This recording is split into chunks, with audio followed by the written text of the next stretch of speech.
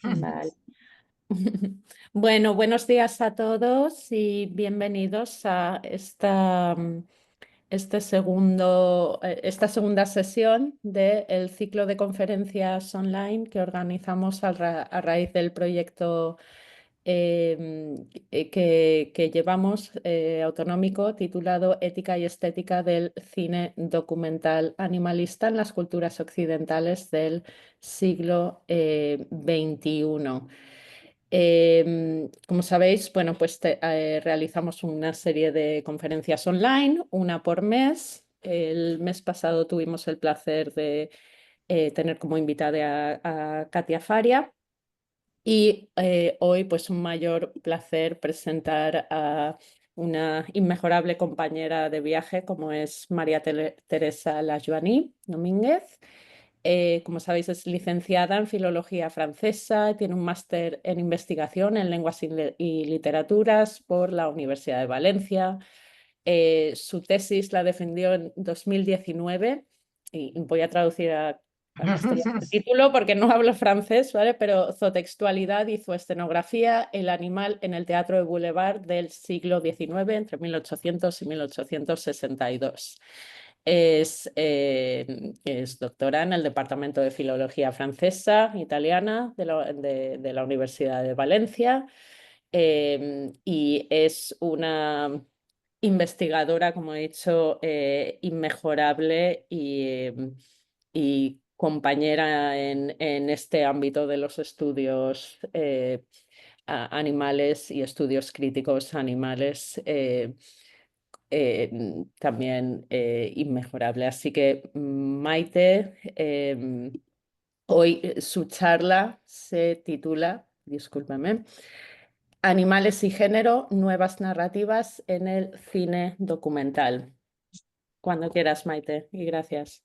Muchísimas gracias, Claudia. Bueno, yo lo primero agradecer eh, que me invites a formar parte y a presentar mi trabajo, que cuentes conmigo para el viaje o los viajes de investigación.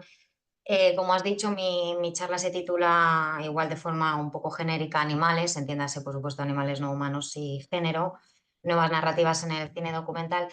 Y es un tema que abordé tal vez de forma algo tangencial en la tesis doctoral y en el que he ido adentrándome más, entre otras cosas, gracias pues al Grupo Culivián y a las jornadas que se han ido organizando en torno a este grupo y a los proyectos que has dirigido.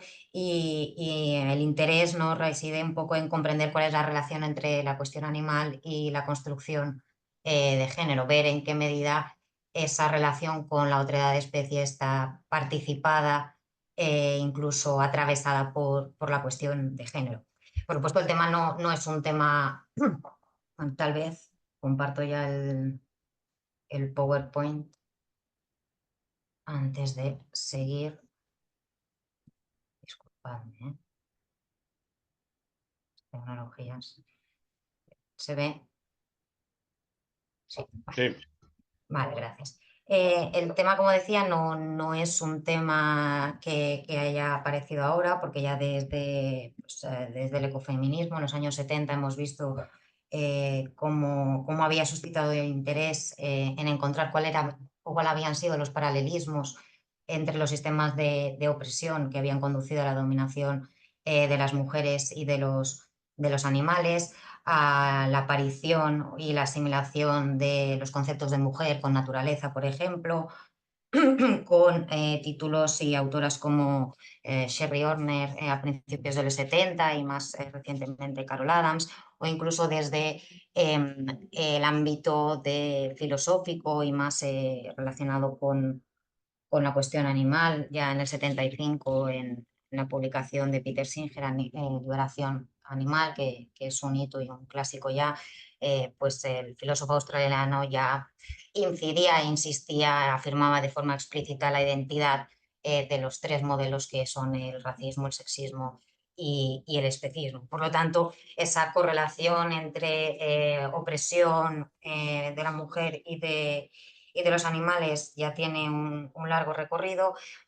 mientras que la posibilidad de trascender la masculinidad hegemónica, atendiendo a la cuestión y a la relación con la otredad de especie, es tal vez un campo más reciente o menos explorado, aunque actualmente, y como todos sabéis, el campo de los estudios de las masculinidades ya es un campo de investigación consolidado y fructífero, y la aparición de neologismos como zoomasculinidades, que los profesores Ramos Gay y Alonso Recarte pues, han propuesto, pues ya dan indicios de la vitalidad de este ámbito en el que voy a inscribir un poco mi propuesta de análisis, ¿no? Ver cómo se pueden ampliar las categorías para describir las relaciones entre los hombres y los animales, cómo es posible o en qué medida se puede trascender esa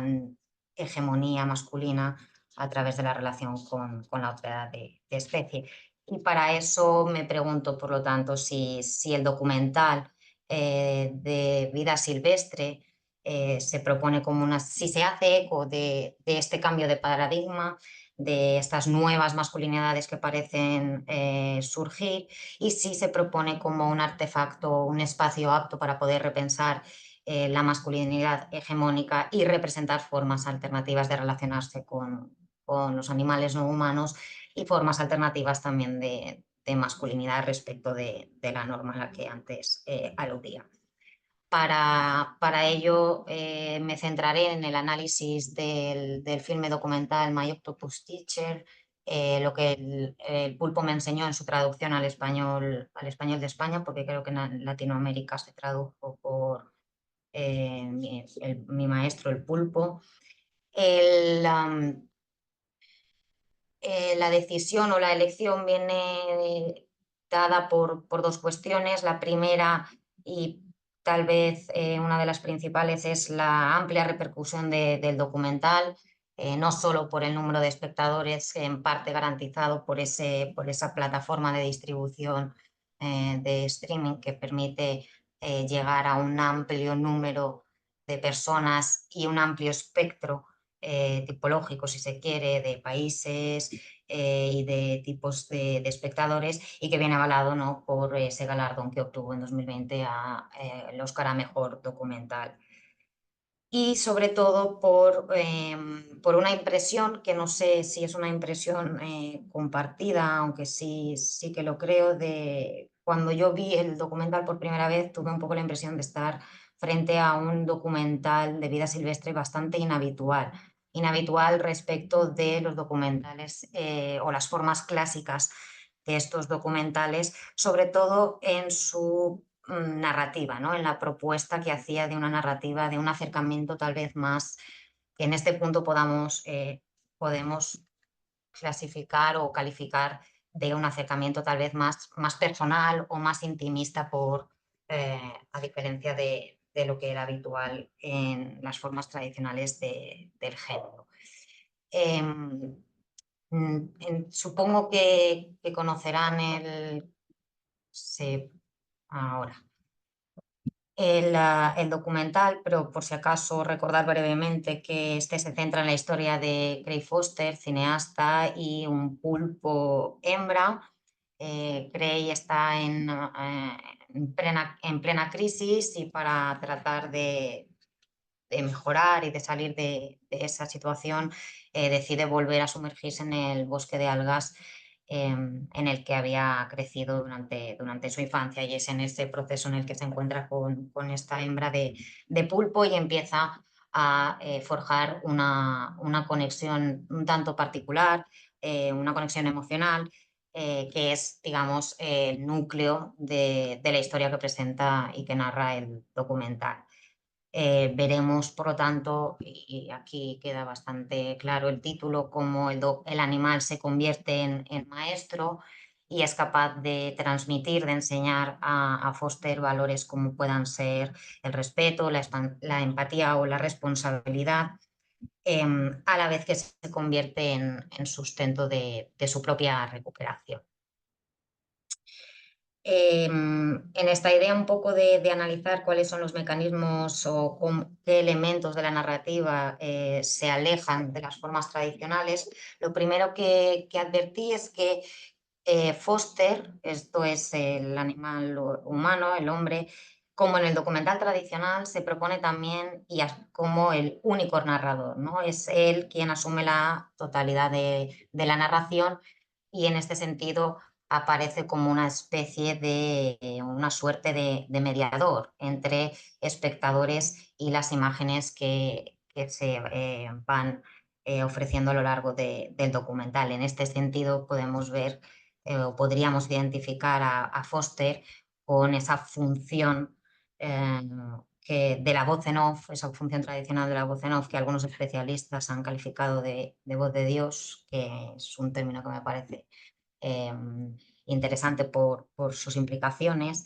Es decir, esa voz en off que lo que hace es ofrecer un relato transparente y absoluto de la realidad, como si la realidad solo tuviese una interpretación posible que en última instancia sería la que esa voz en off, ese narrador, presenta a los espectadores.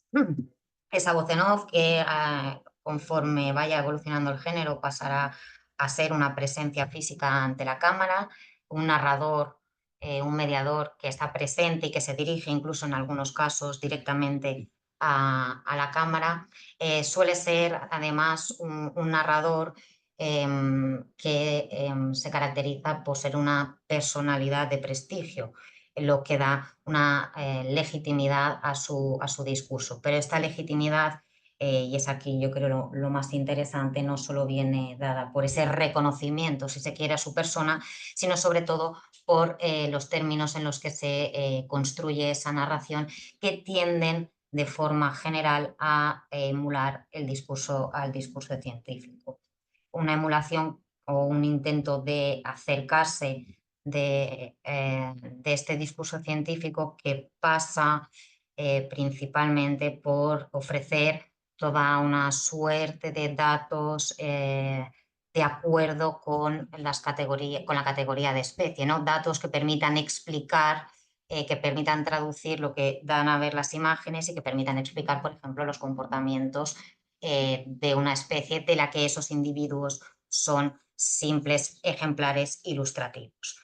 Además, en su intento de reproducir ese discurso científico, normalmente las narrativas de los documentales de vida silvestre tradicionales se suelen caracterizar de forma generalizada por su neutralidad y por su tono o registro imparcial. Si vemos la propuesta de la narrativa de My Octopus Teacher y a diferencia del documental tradicional, Foster se aleja de forma clara de ese tono objetivo. Su relato está o no tiene pudor en exhibir sus dudas, en plantear preguntas abiertas. Por ejemplo, cuando se pregunta o lanza la duda, la pregunta de si los pulpos sueñan y en ese caso con qué sueñan. Y en este intento de alejarse de lo neutral, de lo imparcial, lo que hace Foster y por tanto lo que hace el documental es invitar, me parece, a abandonar el modo expositivo tradicional y propio de las formas clásicas del género y por lo tanto a alejarse de esa idea de la posibilidad de ofrecer una única interpretación absoluta, unívoca de la realidad en favor de una interpretación, de una lectura muy subjetiva. Una subjetividad y he puesto aquí una pequeña cita de una de las intervenciones de Foster, se traduce en un carácter o en un tono a veces informal, con el uso, por ejemplo, de sufijos expresivos, en cierta imprecisión a la hora de dar a explicar y a conocer y a entender lo que las imágenes muestran, con términos indefinidos, con demostrativos neutros, incluso con el recurso al antropomorfismo, como cuando explica o compara el uso que hace de la concha el pulpo para protegerse como si fuera un escudo, y esa posición en guardia con la que describe la forma en que se mueve el pulpo. Incluso en esa pathos que imprime su gestualidad, ¿no? Porque Foster a lo largo del documental va a ir imitando los movimientos o emulando los movimientos del pulpo, como vemos en la imagen. Por lo tanto, informalidad, imprecisión, antropomorfismo o pathos en la gestualidad, todos estos elementos evidencian, por un lado, la implicación emocional de Foster y, sobre todo, la voluntad de trasladar esta implicación emocional a su relato de forma consciente, de forma abierta. La ruptura en este sentido para mí con respecto de las formas tradicionales no vendría tanto de la decisión de este documental de poner fin a la función de Foster como testigo. De hecho, él mismo al inicio del documental se califica o habla de él mismo como testigo, cuando hace referencia a esa forma extraña, esa especie de bola recubierta de conchas y de piedras que es al final el pulpo. Y él no se califica él mismo como testigo. Por lo tanto, como decía, la ruptura no vendría tanto de la propuesta de una función alternativa a la de testigo, como podemos encontrar en el documental tradicional, sino del tipo de testigo que propone ser y de las implicaciones que esto conlleva. En el documental tradicional, la figura de testigo y que para mí creo aparece es aquella que Haraway identifica como testigo modesto y que define como la forma específicamente moderna, europea, masculina y científica de la modestia. Cuando habla Haraway de testigo modesto, habla de esa figura del científico que es capaz de borrar su presencia, también y sobre todo a nivel discursivo, y que hace así que los hechos aparezcan libres de parcialidad, ¿no? Su relato aparece, por lo tanto, como una suerte de reflejo de la realidad y él como un simple ventrílocuo del mundo de los objetos, de forma que la fiabilidad del científico, y yo diría del documental de vida salvaje tradicional, o de la voz en off o de la función de narrador que a priori cumple Foster, se fundamenta su fiabilidad, por lo tanto, precisamente en esa apariencia de objetividad, de forma que el relato emocional, subjetivo, que propone Foster rompe con esa figura del testigo modesto y propone otro tipo de testigo que calificaría de testigo emocional.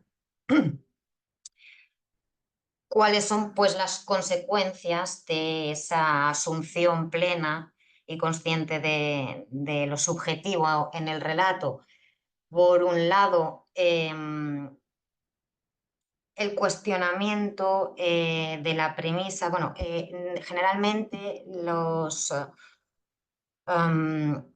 documentales de vida salvaje o los documentales han sido se parte de la premisa de que el valor del documental se basa en que éste es capaz de transmitir un conocimiento, y que este conocimiento que se transmite es calificado, entendido o aprendido o recibido, si se quiere, como verdad, algo que garantizaría esa figura del testigo modesto y su narración objetiva, neutral, imparcial, como simple reflejo del mundo. Por lo tanto, el introducir ese relato o esa perspectiva subjetiva lo que hace es que sitúa a la narrativa de este documental fuera de los parámetros de la metodología científica y masculinizada, de acuerdo con la perspectiva de Haraway, y desestabiliza, por tanto, la identificación del documental como producto o subproducto de la ciencia.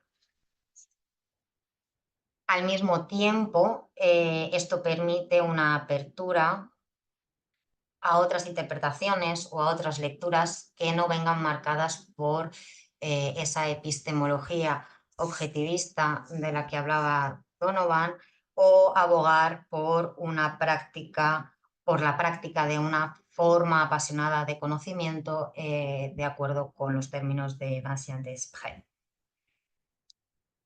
Esta idea de una nueva metodología del saber que pasa por una forma apasionada de conocimiento, por una implicación personal y emocional del científico, o en este caso del narrador, de la voz en off de Foster, con el objeto o sujeto de observación, creo que queda claramente o muy bien representada en la escena de los peces. Hay un momento, la voy a poner ahora. Principio, aquí.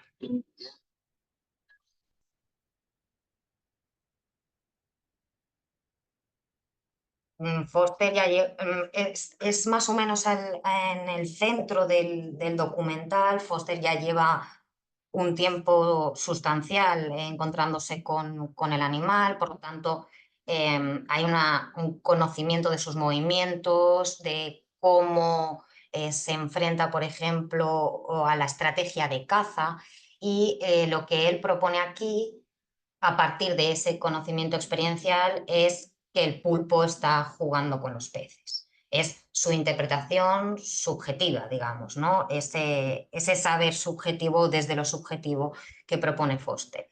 Me parece interesante porque la propuesta de la ciencia es que el Octopus vulgaris, que es la especie a la que pertenece este pulpo, este individuo, de hecho, en la referencia a la especie taxonómica solo se dice una vez en todo el documental, abogando Foster de forma sistemática por el pronombre genérico, marcado genéricamente ella y no el it neutro en inglés. Se ha caracterizado y se ha catalogado también desde la ciencia, por lo tanto, al pulpo vulgar como una especie solitaria que limitaría los contactos con otros individuos u otras especies únicamente a momentos que están relacionados con el apareamiento o la caza. Desde esta concepción o esta definición del pulpo como un animal solitario no se limita al ámbito de la ciencia, sino que ya es parte del acervo común, digamos, ¿no? Es una idea que creo tenemos todos. Sin embargo, estudios recientes han mostrado, por un lado, la capacidad de colaboración de algunas especies de pulpos con peces para cazar, algo que de hecho insinúa el propio Foster en el documental, en un momento en el que dice que lo integra en su estrategia de caza para poder cazar a la langosta. Y no solo esa capacidad de colaboración ha sido reseñada por estudios científicos actuales, sino también comportamientos lúdicos. 3 tipos de comportamientos lúdicos han sido estudiados desde la ciencia. El primero, el juego con objetos, o el definido como juego con objetos. El segundo, el ejercicio locomotor. Y el tercero, el juego social.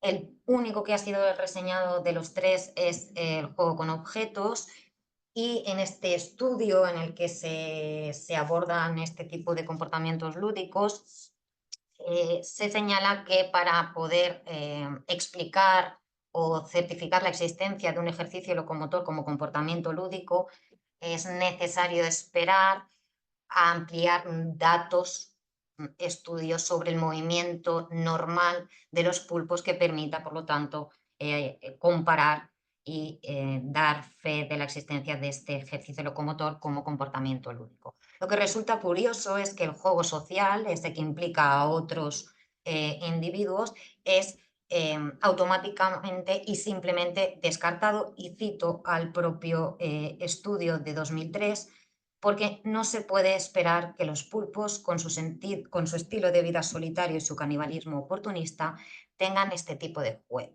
Por lo tanto, lo que resulta interesante es que la posibilidad del juego social queda automáticamente descartada antes siquiera de que se haya podido plantear por parte de la ciencia. Algo que Foster hace en esta propuesta de no un animal muy antisocial, como decía en el clip anterior, que estaba jugando con peces. Entonces, en este movimiento de alejarse, de abandonar la epistemología científica, en esta voluntad de proponer un relato subjetivo desde su punto de vista, de explicar lo que él ve y lo que él interpreta, Foster demuestra ser capaz de formularse otras preguntas, de abrirse a nuevas posibilidades. Foster demuestra que en este compromiso emocional, en esta forma apasionada de conocimiento, el objeto deja de ser objeto y se convierte en sujeto y supera con ello las limitaciones propias de lo que Vincent Desprez ha catalogado o categorizado como científico dócil. En este punto, o sobre todo respecto del valor de esa ciencia o metodología empática, si se quiere, me parece interesante abordar la intrahistoria de esa forma extraña con la que inicia el documental. De hecho, son las primeras palabras de Foster las que reproduzco ahí. Esa forma extraña que vemos es el pulpo, hembra replegado sobre sí mismo y recubierto por conchas y piedras. Es importante esta intrahistoria porque cumple, a mi parecer, una función de estructuración del documental, en tanto en cuanto aparece, es la primera imagen o las primeras secuencias que aparecen al inicio del documental. Parece que la escena o las escenas no vayan a tener continuidad y de repente en el ecuador del documental, en el medio de la historia, cuando Foster está ya plenamente implicado en esta relación y en esta involucración emocional con el pulpo, tratando de comprender y aprender mejor ese mundo del pulpo, vuelve a la ciencia y comienza a leer unas cantidades ingentes de estudios científicos, tratando precisamente de encontrar una respuesta, el saber, entender cuál era la razón, cuál era el origen de esa forma extraña, como él la llama, que había visto al principio de su encuentro con el pulpo y que había, por lo tanto, experimentado. Lo que resulta curioso es que, y como él mismo dice, me quedé con las ganas porque no había nada, ¿no? La ciencia, los estudios científicos aparecen o parecen no dar respuesta, no dar una explicación a, a un hecho que él había vivido y que él había visto. Solo al final del documental, solo al final del filme, una vez Foster ha concluido ese viaje y con él los espectadores, una vez que Foster, pero también, como digo, los espectadores hemos conseguido involucrarnos personal y emocionalmente con el pulpo, una vez Foster ya no es este testigo modesto que pudiera haber sido al principio, sino un testigo emocional, podemos acceder podemos descubrir qué era esa forma, cuál era el origen de esa forma, podemos acceder, por lo tanto, al conocimiento. Por lo que parece que el mensaje que subyace es que frente a la incapacidad, a la insuficiencia de la ciencia, esa ciencia objetiva, esa ciencia neutral, esa ciencia distanciada, la epistemología participatoria, el hecho de involucrarse con el pulpo, el hecho de considerar al pulpo como sujeto, como un sujeto dotado de subjetividad, permite hacer avanzar el conocimiento allí donde la ciencia, o al menos la ciencia tradicional, las preguntas predeterminadas no lo habían conseguido. Esta idea de,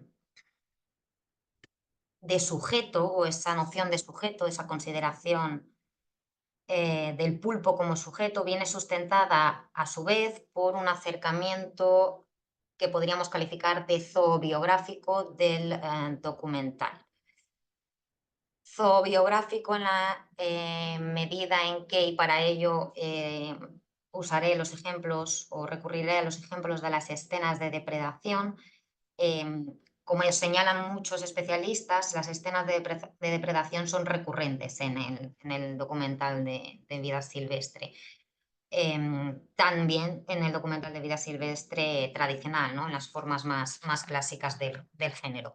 Y es recurrente porque permiten o responden a ese deseo, esa voluntad de espectacularidad y de didactismo que parecen inherentes y definitorios del género. Sin embargo, generalmente estas escenas de depredación solo consideran una perspectiva por individuo, sino por documental. Es decir, que solo vamos a ver a determinadas especies en calidad de depredador o de presa.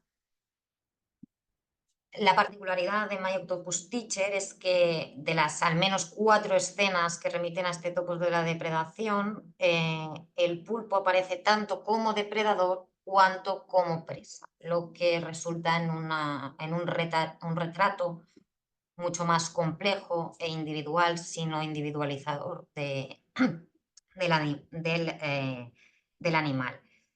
Me parece interesante la propuesta de zoobiográfica o biográfica, porque como recuerda el historiador o zoohistoriador francés Éric Baraté, para escribir biografías, y lo cito, hay que creer que los individuos de una especie son diferentes los unos de los otros. Es decir, que según Bagaté solo es posible escribir biografías, y en este caso biografías animales, a lo que él se ha dedicado durante mucho tiempo, si somos capaces de superar las ideas de uniformidad y de determinismo que se nos impone desde las categorías taxonómicas o la categoría de especie. Por lo tanto, el proponer una zoobiografía del pulpo participa de su construcción y aprehensión como sujeto. Al mismo tiempo, esto permite desplazar al humano y su perspectiva, que deja así de ser el único actante, el único protagonista, el único personaje principal de la historia, haciendo o permitiendo que el relato, que la narración se recentre mejor para representar mejor el mundo no humano, permitiendo con ello que el animal emerja también como coprotagonista del relato, como un contador legítimo de historias. Por lo tanto, la historia deja de ser esa historia basada en el modelo del héroe, historias que evocan y repiten, digamos, los modelos vinculados al antropoceno, y lo que aparece y propone este documental es una historia múltiple, ¿no? Ese diario de los encuentros interespecies. Y creo que esto queda reflejado a nivel visual en los continuos, bueno, continuos, no sé si sería igual la palabra exacta, pero sí a lo largo del documental vemos cómo en múltiples ocasiones la cámara cambia de perspectiva, de forma que nos permite a nosotros espectadores adoptar el punto de vista o el presunto punto de vista del pulpo, ¿no? Vemos a Foster enfrente de nosotros y no desde el punto de vista de Foster.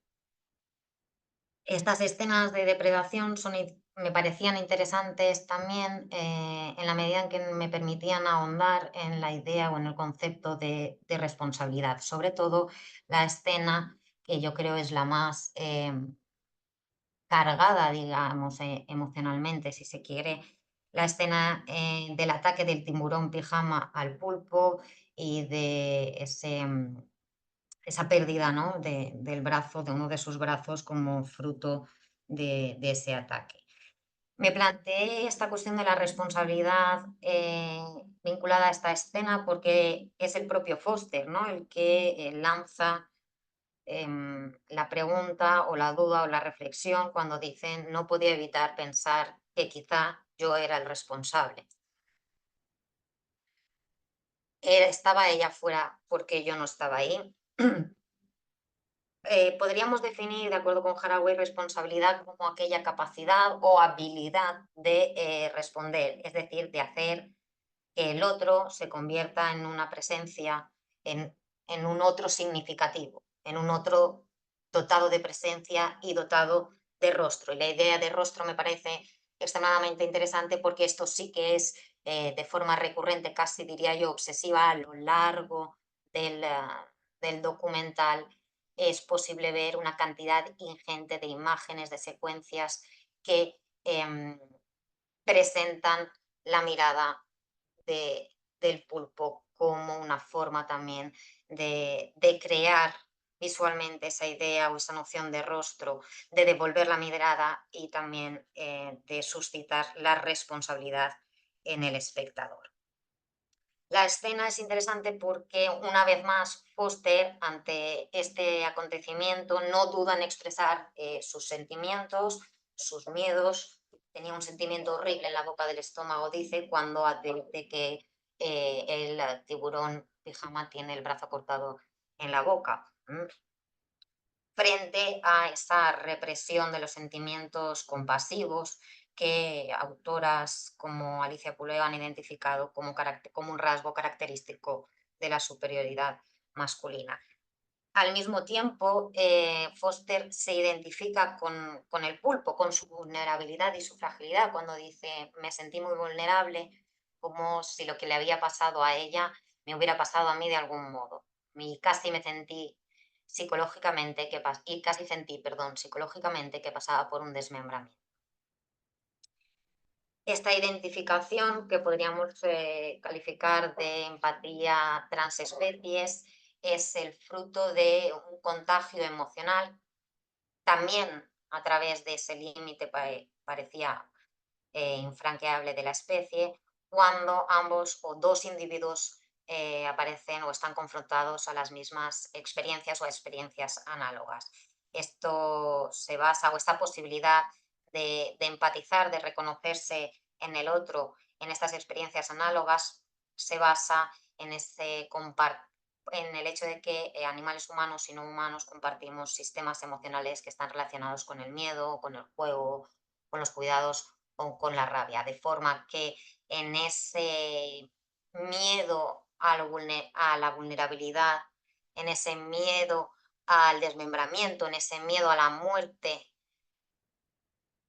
Foster se reconoce y se identifica con el pulpo, siendo este para mí el momento o el punto de inflexión, porque es a partir de este momento cuando el pulpo se convierte definitivamente en presencia significativa para Foster, cuando el pulpo reafirma definitivamente su estatus de sujeto, y es a partir de ahí cuando Foster asume su responsabilidad respecto de ese otro significativo que es el pulpo. Así lo muestra, yo creo, las visitas diarias que hace a su guarida y el hecho de que decida en algunos momentos dejarle comida delante en la entrada de su guarida, un poco en contradicción con su decisión primera de no intervenir en la naturaleza, lo que ha conllevado, lo que ha llevado, lo que llevó a esta situación y a este ataque del tiburón pijama hacia el pulpo.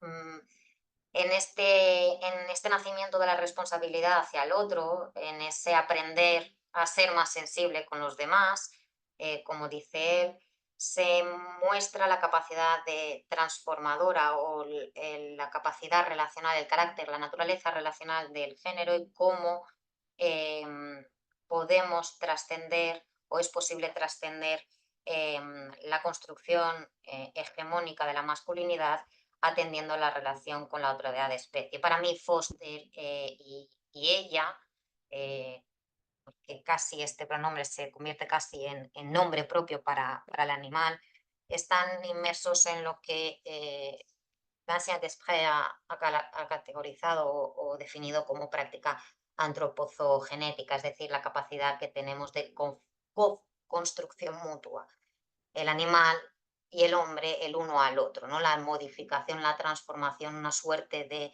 de venir con otro que ha ido transitando Foster en su conexión emocional con el pulpo y que desestabiliza no solo la jerarquía de especie, ¿no? La relación entre animales humanos y no humanos, sino la construcción de identidad de género respecto de la masculinidad hegemónica, y que el documental creo que ejemplifica de forma clara, no tanto o mucho más clara, eh, el papel que cumple Foster como padre, porque solo después de este momento, solo después de su conexión y de su encuentro con el pulpo, Foster se autoconsidera o autocalifica como buen padre, entendiendo él ese buen padre como sinónimo de un padre responsable, un padre presente, un padre atento a la escucha de las necesidades y del bienestar,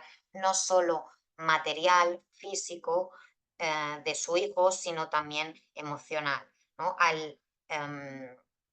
De forma que su masculinidad parece transitar hacia lo que se ha convenido en llamar una masculinidad o masculinidades cuidadoras, al integrar en valores que están directamente relacionados con la ética de los cuidados y asociados tradicionalmente con la mujer o con la feminidad. Lo que resulta curioso es que lejos de mitigar o de desestabilizar su identidad de género, creo que la masculinidad de Foster sale reforzada en tanto en cuanto él mismo se califica como buen padre por oposición a lo que se entiende era una paternidad eh, cuestionable antes de ese encuentro con el pulpo. Como últimas ideas, creo que My Octopus Teacher, al presentar ese relato subjetivo, esa figura o proponer esa figura del testigo emocional, al abogar por considerar a la otredad de especie como un sujeto significativo y digno de respuesta, al proponer masculinidades alternativas como las masculinidades cuidadoras, o al presentar, mostrar las ideas de interdependencia y coformación, en el caso de Foster y el pulpo, es un ejemplo de que el documental de vida silvestre también es un espacio, un artefacto apto para explorar propuestas narrativas alternativas y que permitan deconstruir y o reconstruir las categorías de especie y las identidades de género.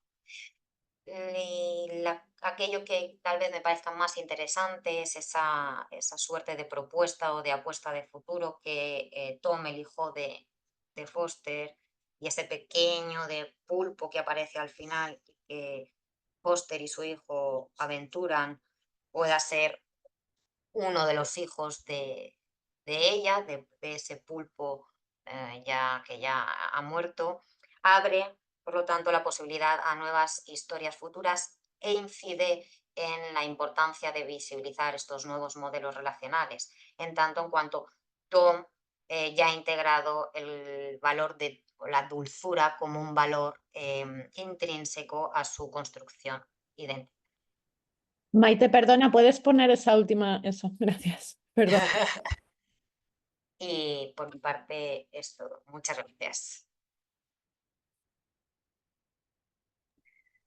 Muchísimas gracias, Maite. Y disculpa que haya interrumpido, es que como No, estoy no, no. escribiendo las fotos, digo, es que son muy bonitas porque la fotografía de la película es muy Sí, significativa.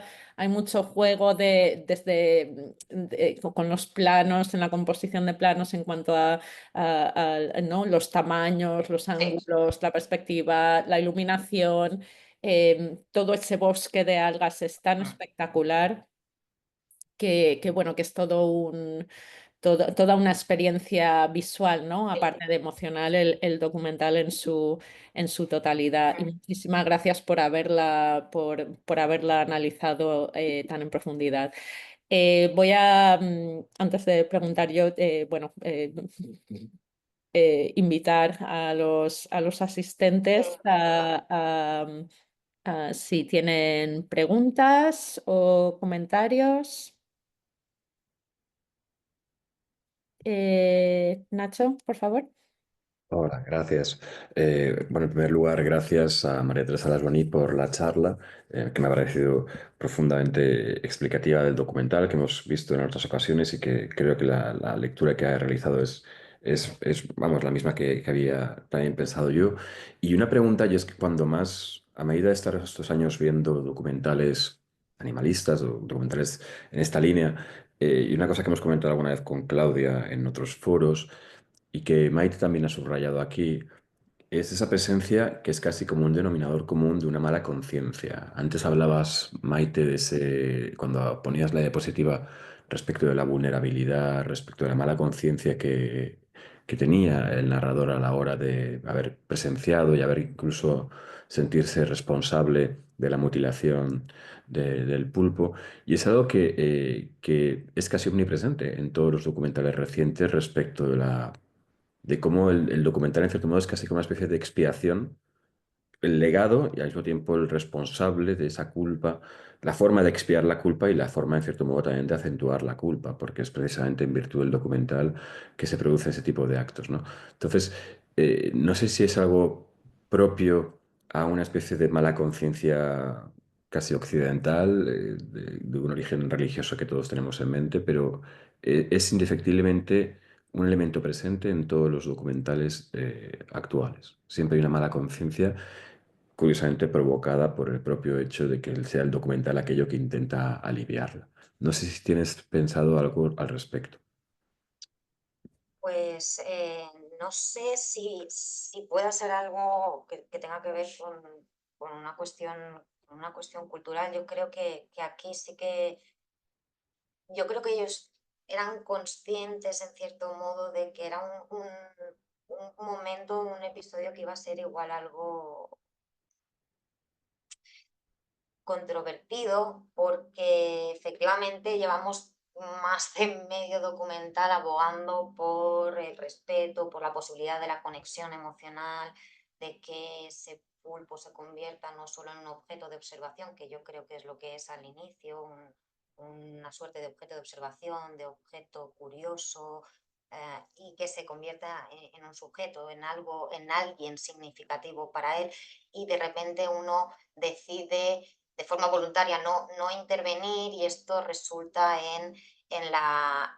pues en la mutilación, en el desmembramiento del pulpo. Y yo creo que hay un intento de justificar, de explicar un momento que para él también es incómodo, porque es precisamente en ese momento cuando yo creo que él es, o que el documental propone que él es consciente del valor y de la transformación que se ha operado en su relación y en su consideración del otro. Creo que cuando él ve realmente que el pulpo ha dejado de ser un objeto de observación y es alguien importante o alguien con significado para él, es en ese momento. Y creo que había una necesidad de explicar por qué no se decidía hacer nada, y de autoexplicarse o de autojustificarse el que no hubiésemos hecho nada, y eso hubiese tenido esta consecuencia. Lo que sí que me parece, sí que estoy de acuerdo que es algo paradójico, ¿no? Uno intenta expiar algo por lo que igual si no se hubiese hecho el documental, tal vez este momento no se hubiese producido, y tal vez, por lo tanto, no se hubiese, no sé, no se hubiese producido ese encuentro con el pulpo. Lo que sí que me parece interesante es em, que el documental no oculta igual los sentimientos o los pensamientos o las cuestiones contradictorias o paradójicas, y que se abre y que abre el debate a preguntarse si se puede hacer si se puede actuar de otra manera, si no se puede actuar, y sobre todo que propone que no tanto que haya que el dolor, que el sufrimiento vaya a desaparecer, cuanto que nosotros somos responsables también, ¿no? Que debemos seguir en esa búsqueda continua de formas alternativas de ser y estar en el mundo, que no debemos conformarnos con la respuesta que tengamos ahora, sino que debemos seguir planteándonos constantemente preguntas para mejorar un presente que muchas veces se construye sobre los restos, sobre el humus, ¿no? Es eso que proponía un poco Haraway del humano como nacimiento, ese humano que nace del humus, de la descomposición, en cierto modo. Muchas No sé si he gracias. respondido. Sí, sí, sí, perfectamente. Muchísimas gracias, Maite. Gracias, Nacho. ¿Hay alguna otra pregunta antes de que intervenga yo? Bueno, es que... Si voleu, puc... Ay, sí, Enrique. Maite, moltes gràcies per la teva conferència, ha estat molt bé. He de dir que personalment tinc una miqueta oblidat el documental del qual has parlat, perquè el vas veure fa temps i la veritat és que si ho haguera sabut me l'hauria tornat a veure, no? per aprofitar millor. No?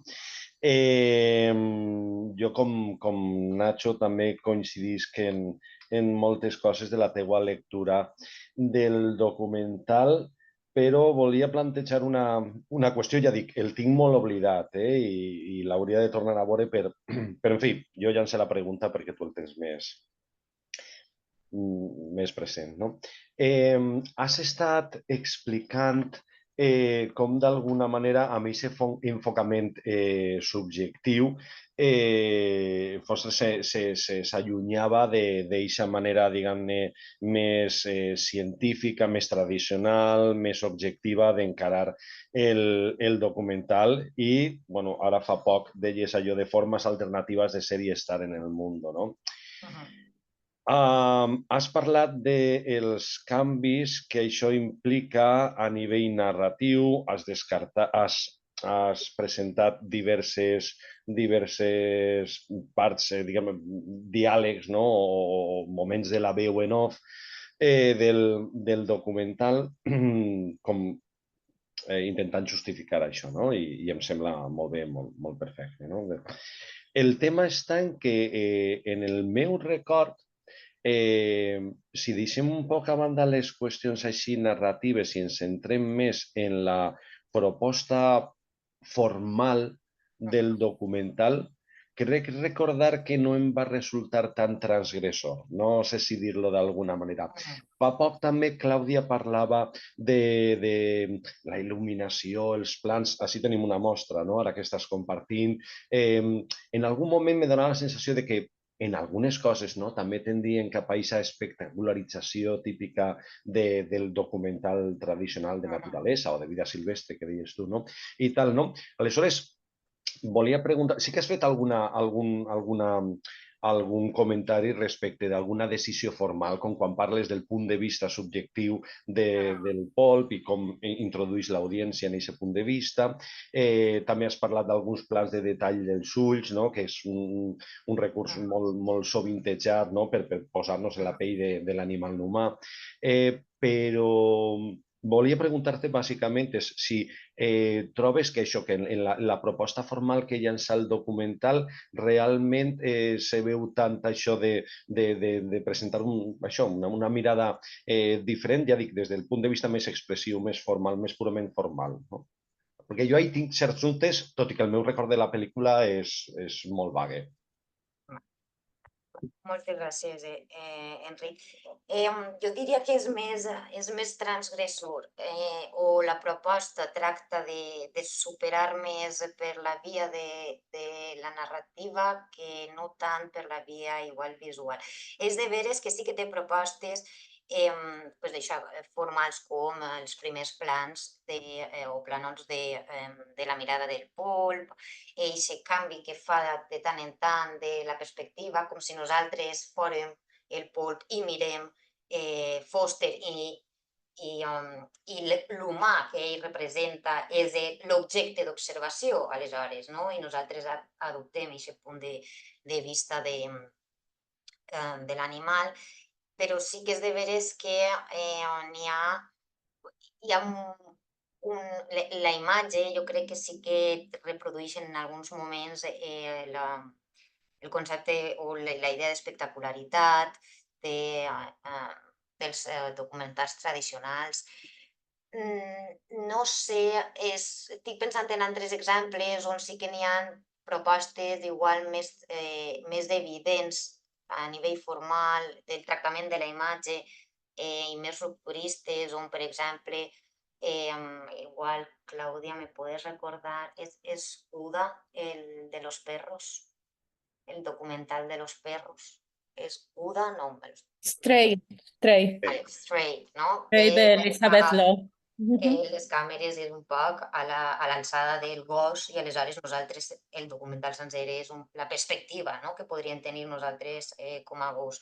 També caldria plantejar-se les possibilitats materials reals que tenim de transgredir, diguem-ne, a nivell material, no?, la qüestió de la imatge en un animal, en unes condicions, en un medi que és tan diferent com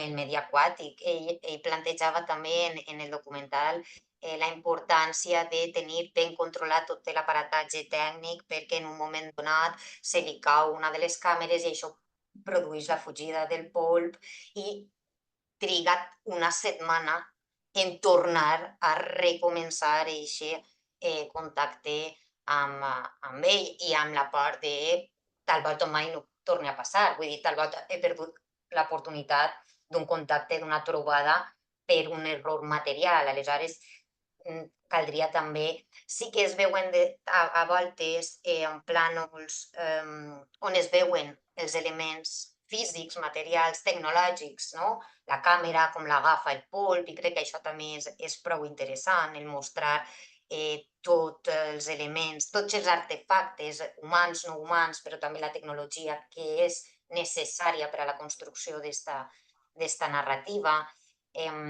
Però sí que és de veres que n'hi ha...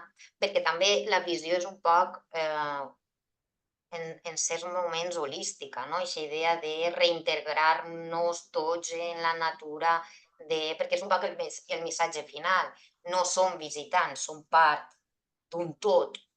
I aquest tot està integrat per el bosc d'algues, pel polp. El polp, si volem, és la porta d'entrada, és el company que el fa entrar de nou en aquest espai, però al final del tot del documental veiem una panòplia d'imatges amb diferents animals, no recorde malament, n'hi ha foques, n'hi ha nútries, sèpies, vull dir, n'hi ha una infinitat d'espècies diferents i aquest home solitari que entrava, aquesta imatge d'ací és del final, perquè es crea una associació arran d'això i són ell i altres homes i dones, altres humans, animals no humans, no?, que també volen accedir o que van una altra volta en aquest sentit, no?, de protegir, retrobar-se i integrar-se de nou en el bosc d'algues, en totes aquestes històries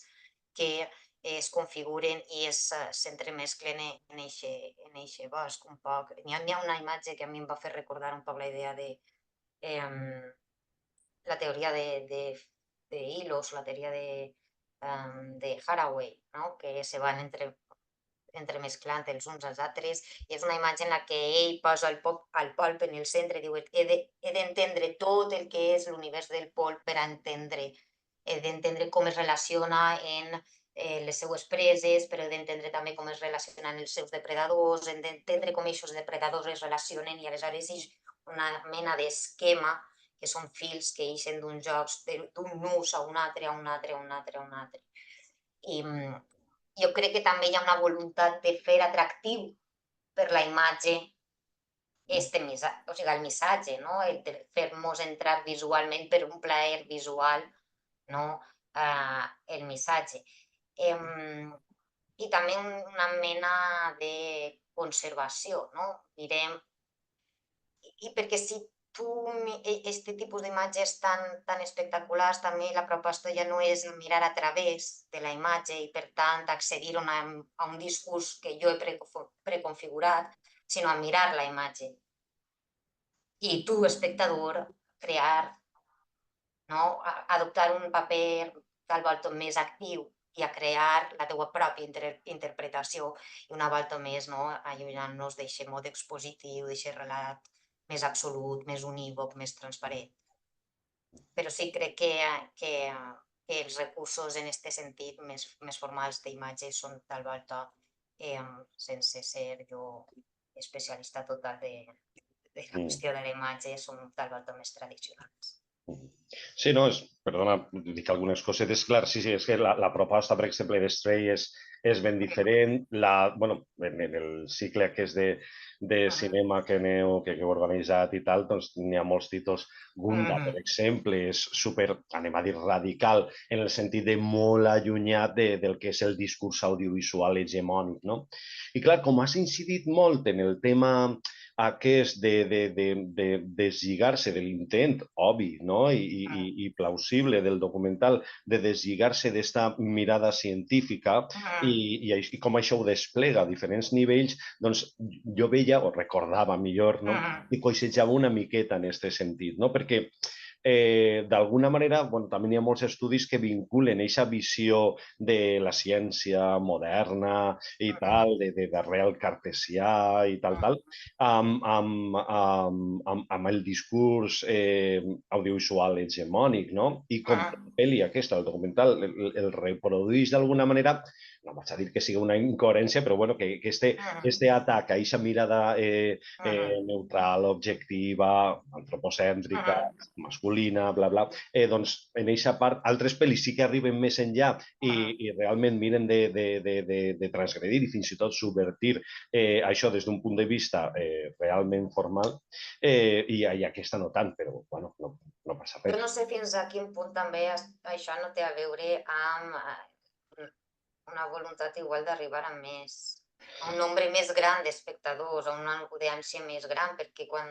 un consumeix uns formats que ja coneix, amb els que està habituat, és més fàcil la identificació i, per tant, la història i el missatge igual és molt més fàcil que penetre i que arribi. Aleshores, igual, la plataforma de distribució no es presta a transgressions formals tan radicals i si l'objectiu últim és fer passar el missatge a com més persones millor, tal volta, si ja el missatge és desestabilitzador, tal volta preferir formes més tradicionals a nivell visual o formal permet centrar la qüestió o centrar-se més en la narrativa més emocional, més subjectiva, més empàtica.